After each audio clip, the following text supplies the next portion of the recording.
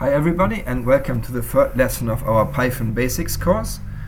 In the last lesson we had a look at built-in functions, and in particular we looked at print, len, sum and max, all of which are built-in functions that just come with Python.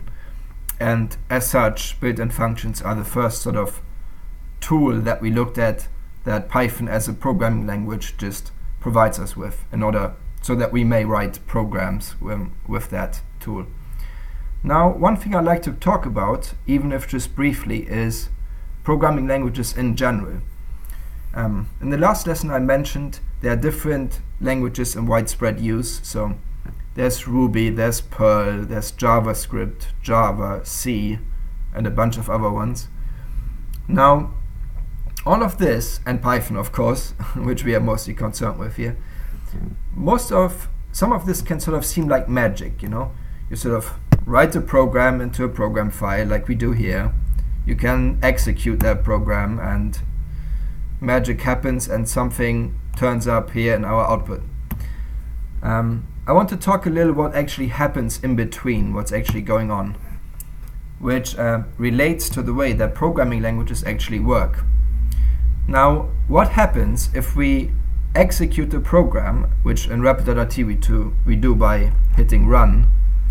What actually happens is that this program file, the code that we've written so far in any particular language, gets passed, in a way, to that particular language, Python in our case, and Python then proceeds to, in a way, translate the code that we've written in Python into the fundamental instructions that the computer, the real sort of processing unit on the bottom of things, can understand and can execute.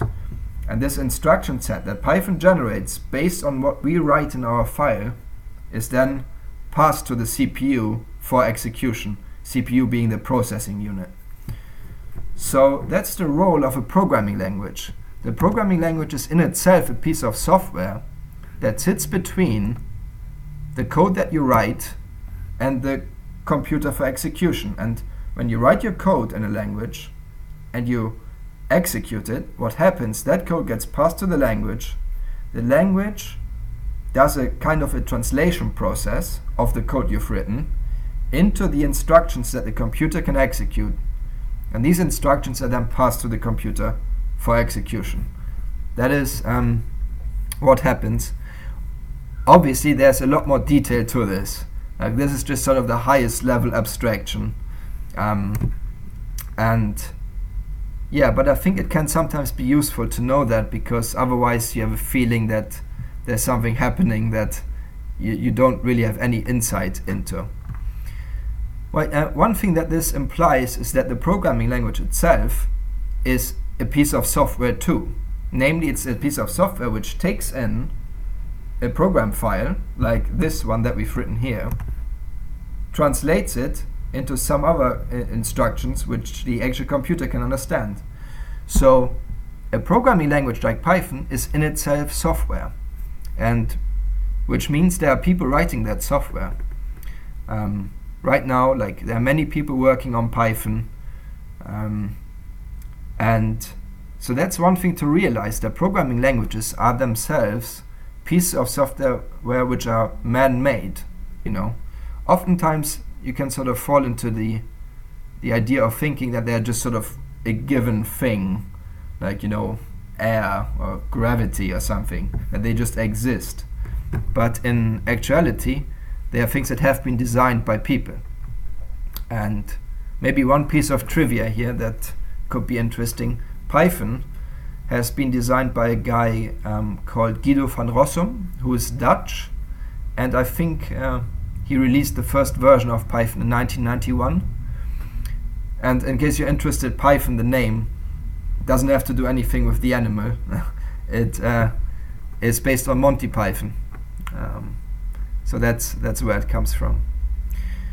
Now, one thing that sort of relates to this is that because programming languages are themselves man-made constructs, much like your car is, or your coffee machine, or, you know, your whatever, you can sort of criticize them. So because somebody at some point made some design choice about how things should work in a particular language. So talking about Python here, you could very reasonably ask, like, for instance, like, why is this len built-in function called len and not length? You know, because if it was called length, nobody would need to remember that len len is the shortening of it. Or for instance, why do we need these parentheses? Like, why can't we write this and the language takes care of inferring through the white space that what we have here relates to the print function? Those are very reasonable questions, and you know, the real point that I'm trying to make is programming languages, you can criticize them, and much of what we learn is actually in real terms the design of somebody else. In our case, to a good extent, the design of Guido van Rossum. Right. This may also relate to the circumstance that there are like a few different languages around. It's because different language designers have designed different languages for different purposes. And that's usually the common argument for why there's a variety of languages around. Because why? I mean, why does there need to be Python and Ruby and C and blah blah? Why is there not just one? And that's the reason. Like, and similar to why there are several web browsers or several of any instance of software. Yeah, so I hope that gives you some insight into what's actually going on here.